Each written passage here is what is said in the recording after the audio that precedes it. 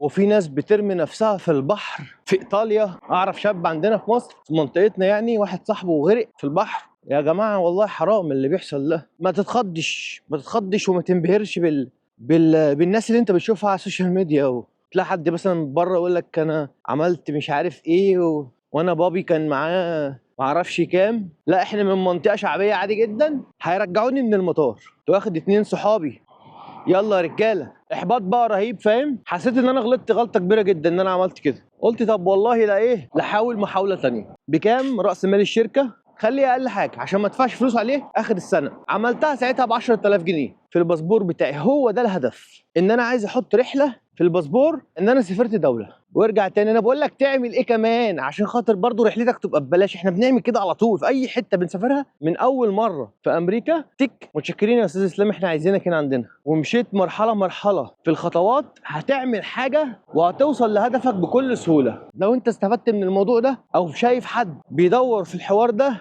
اديله منشن، لو على فيسبوك لو على يوتيوب شير له الفيديو.